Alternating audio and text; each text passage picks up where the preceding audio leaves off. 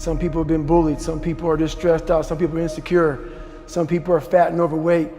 I call myself fat because I was fat. And people don't want to do that. They want to say, oh, don't call yourself fat. Don't call yourself dumb.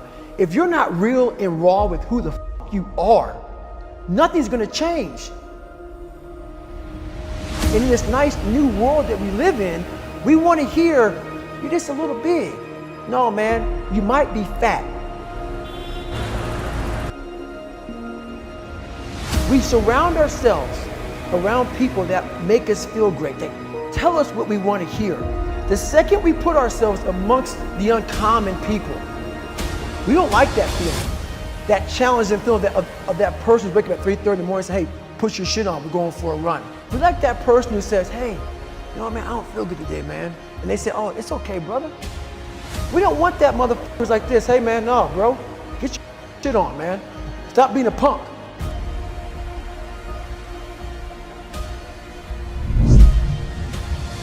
This is all about the quitting mind. So what's the quitting mind? So let's say it's day one of a job interview. We all know what it feels like. You have your clothes laid out. You got your food ready to go in the morning. You've been preparing for weeks and weeks and weeks. You show up and you bring your best self. You get the job. Merry Christmas. All right.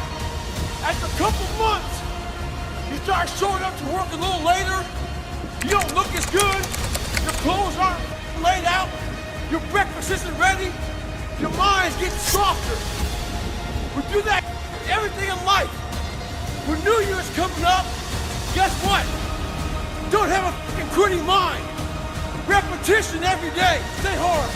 I believe that most human beings are only living at about 40% of their capability. The mind has a governor, like a car.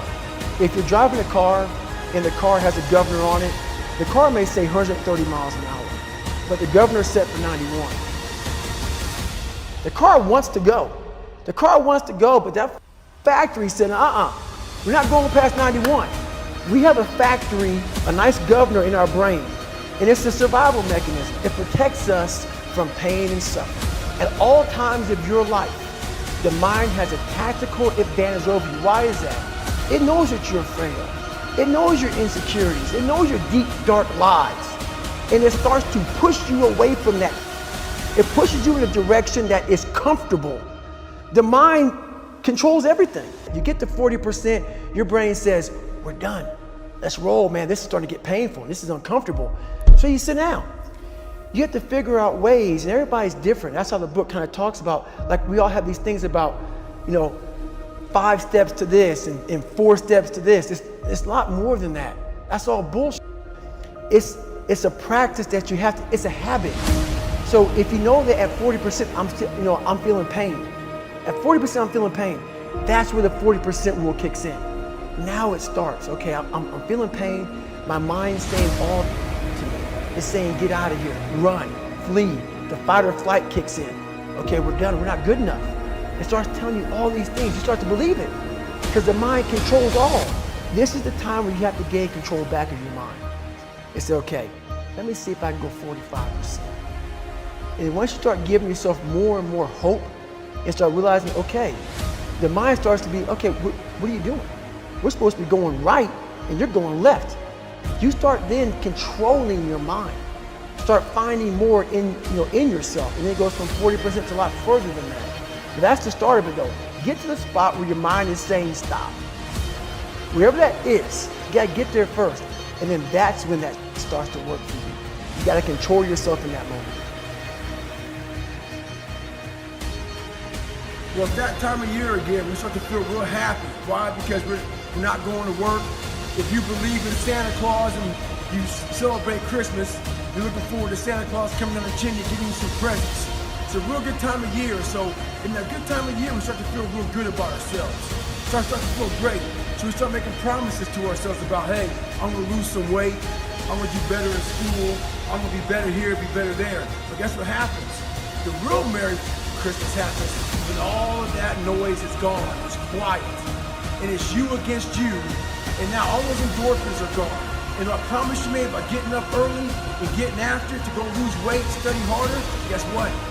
It's a lot harder now. That repetition becomes a lot harder now. So a lot of us can't do things on our own. So find somebody in your life. So when you throw that towel in, they throw that motherfucker back at you and say you're not done yet.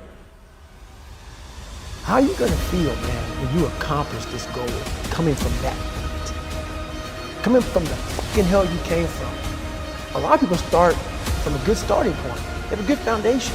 What if you can surpass all these motherfuckers? What if everybody who was way up here started up here, and you started with no legs. You had to grow legs to even start walking, and then crawling, and then running, and then you start passing people with all this given to them. This might be exactly what I need. The darkness is exactly what I need. It's how you look at your situation.